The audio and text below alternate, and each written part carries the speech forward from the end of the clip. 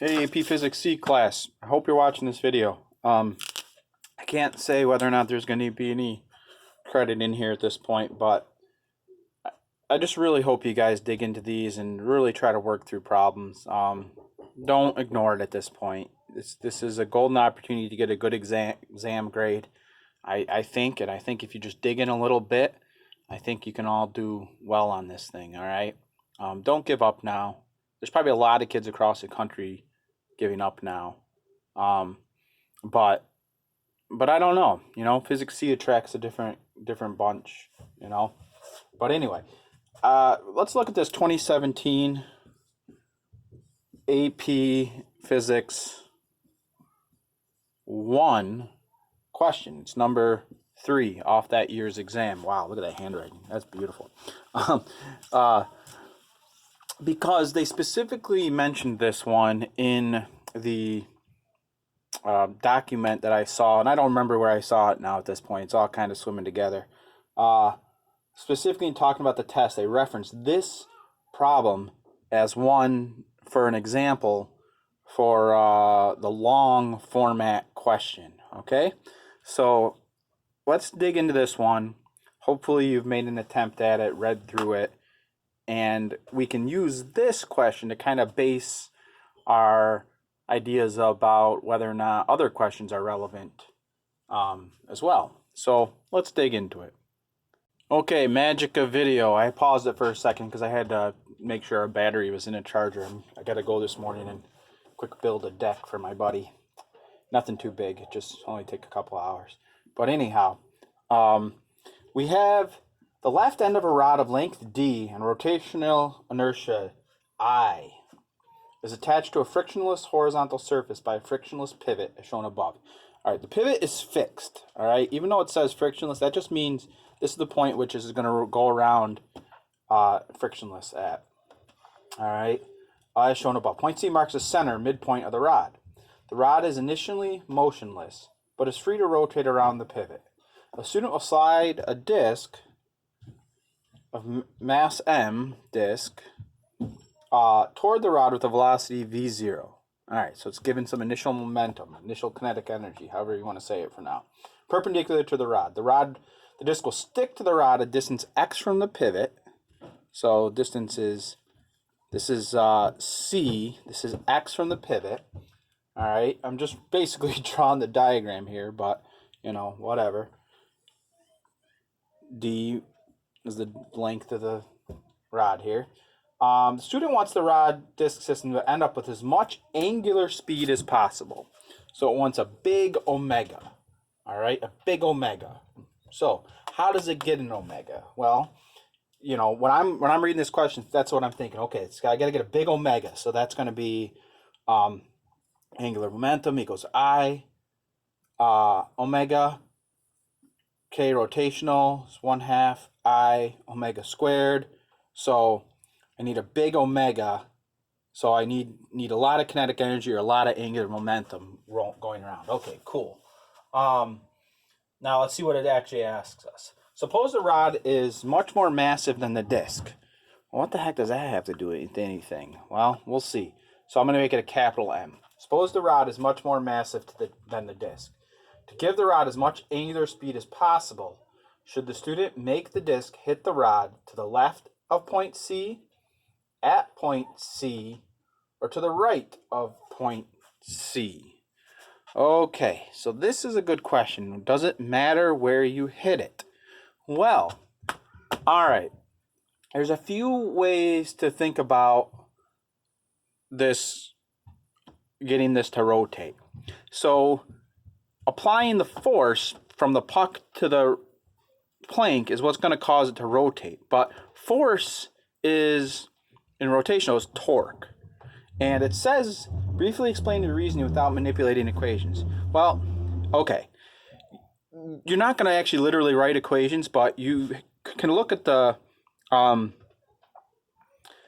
equation to kind of figure out what's going on. Remember, torque can be written 2 ways. Force times radius and I alpha. So this is the one we want to focus in on, force and radius. All right. So when this puck hits this plank and comes to a rest and gets stuck to it, the force, no matter where it hits, the amount of force the puck can apply to this plank is going to be the same. All right? However, how much this thing starts to rotate at or accelerates at depends on how far from the center the puck hits the plank. So the farther away from the center the puck hits the plank, the greater the torque is going to be on the plank. So therefore, the greater the torque on the plank, the greater angular acceleration of the plank. All right, but you got to think about this rotationally, angular acceleration. So the answer is we should hit to the right of C, right? To the right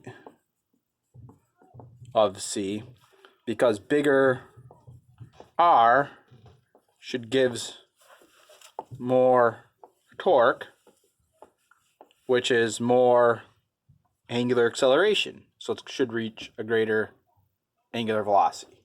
That's pretty much how you would have to answer that question. All right, so it's conceptual. Although it says do not manipulate equations, that just means don't literally write the equation and show the result. You need to describe it with a sentence. All right? I looked at the answer key for this, and it's pretty good. You know, it doesn't exactly give you a good written description, but oh well. Now the next one. On the internet, a student finds the following equation for the post-collision angular speed of the rod in this situation. So omega equals m disk times x times v naught over I. Now, again, I erase what x was. All right, x is however far m disk v naught. All right, so omega equals that. All right, so you can see that this is, basically angular momentum. L equals I omega. So the angular momentum of this is m disk times your distance to the pivot point, which is x in this case, times your speed, v naught. That's your angular momentum, and it was I omega, so they divided by I, and they got this equation. So this is the correct equation. But let's see what the heck the question's actually asking us. It says, regardless of whether this equation for angular speed is correct, does it agree with your qualitative reasoning in part A? In other words, does this equation for omega have the expected dependence as reasoned in part A?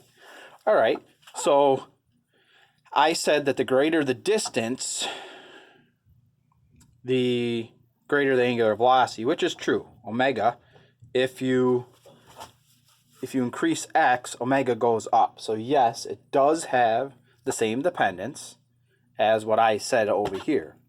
Now, note that this, if you had the wrong thinking here, and you said, okay, it should be to the left, the answer to this would be no, and then you have to explain that. And guess what? You'd still get credit, I think, for this part here, all right? So it's kind of an interesting thing. So it says, briefly explain your reasoning without deriving an equation for omega. Yep, you're just saying, because x is in the top, as x gets greater, omega will also get greater. So that agrees with what I said for part A. Part C, this one was interesting. When I looked up the answer key, I forget what I mentally noted about part C, but it'll come back to me. So part C says, another student deriving an equation for the post-collision angular speed of the rod makes a mistake and comes up with omega equals I x v naught over m disk times d to the fourth. Okay, what the heck was d? That was the total length. Bizarre. All right, so let's see what we got here. Without deriving the correct equation, how can you tell this equation is not plausible? In other words, that it does not make physical sense. Briefly explain your reasoning. Well, I initially thought of this question in terms of units, right? Like, I was thinking, okay, let me analyze the units, because that's where I always go first. That's where I always go for first, is to analyze in units. So I know the units of I has to be kilograms times meters squared. X has to be meters. V naught is meters per second. On the bottom, this is kilograms, and d to the fourth is meters to the fourth. So when I do that, right, look, kilograms cancel, meters to the fourth cancel, cancel, cancel, and I end up with 1 over seconds. And the thing is, that's the correct unit. You know, it should be radians per second, but there's no radians in here. You add that. So that doesn't actually help me, right? It doesn't actually help me. So this one's a little bit trickier. So units were not the right way to go here. And if you look at the answer key, I believe it said that in there, that the units were not the way to go. And I don't think, did I upload the answer key? No, I didn't, but you can go find that pretty easily. So the question becomes, well, how the heck do we figure this out? Well,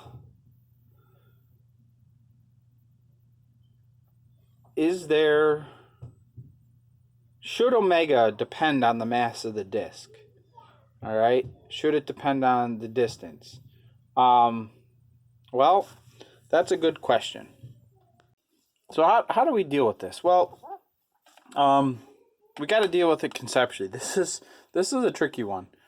So let's look at that equation that they gave us again. I just erased it, but V naught over m disk times d to the fourth. So here's the trick. If this gets bigger, the mass of the disk, all right, this is one way you can. If this gets bigger, mass of the disk, according to this equation, omega gets smaller as mass of the disk gets bigger. All right. Well, if the mass of the disk gets bigger, that's going to carry more angular momentum, right? And if there's more angular momentum, possibly when it hits this, it'll impart more momentum to this and it'll rotate. But then also, you know, maybe that's not the case because then the mass of this added to this causes the moment of inertia to get bigger. This is a very tricky question. I do not like this part of this question. It's not great, and I don't like the answer in the answer key. It says if m disk is large, then more angular momentum will be transferred during the collision. Yeah, but the problem is that's not exactly fully correct because yes, there's going to be more angular momentum transferred, but then the angular momentum of the system now, the moment of inertia of the system is bigger by whatever amount the mass is bigger. So I find it interesting that they chose this question. This part C is not great, all right? So their answers are not satisfying either. It says for focusing on functional dependence instead of, for example, considering units, all right? For addressing M disk, I, or both. For correctly concluding that the equation is wrong because of the dependence on M disk, I, or both. So, you know, I think I and M disk are basically canceling out anyway. So I don't know. I don't love that part, you know. But let's go on and see if we can at least get some more points here. The whole thing is on this. You don't want to get hung up on any particular section on one of these.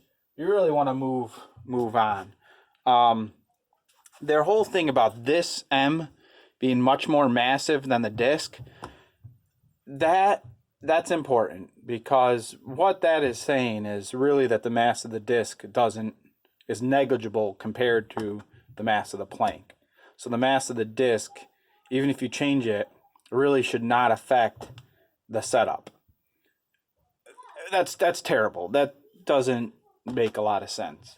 But, you know, this is what they did to the AP Physics 1 exam, and it appears what they're doing to the AP Physics C exam, unfortunately. So, for anyhow, parts D and E, do not assume that the rod is much more massive than the disk. So, we're just normal variables here.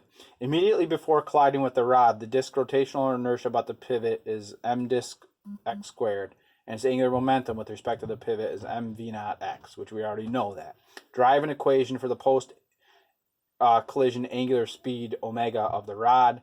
Express your answers in terms of d, m disk, I, x, v naught, and physical constants where appropriate. Now, I don't know that this type of question is actually going to be on the exam, but let's look at it anyways. L before equals L after. Before, it's all in the disk, and they already told us this, M disk, V naught X equals L after. And the easiest way to do this, in my opinion, is to just write I omega for L after. Omega is what we're looking for. The omega afterwards is going to be the I of the plank, which is just capital I, plus mass of the disk times x squared, where x is really, in this case, r. So the combined angular momentum of this system as it rotates after the fact it's the plank plus the disk wherever it's stuck. So it's mr squared of the disk plus the I of the plank rotating about this axis. All right, so omega is mass of the disk, V naught x over I plus mass of the disk times x squared. All right, so that's not a big deal. That one's pretty important, and they don't actually show the right answer in the answer key, which is interesting.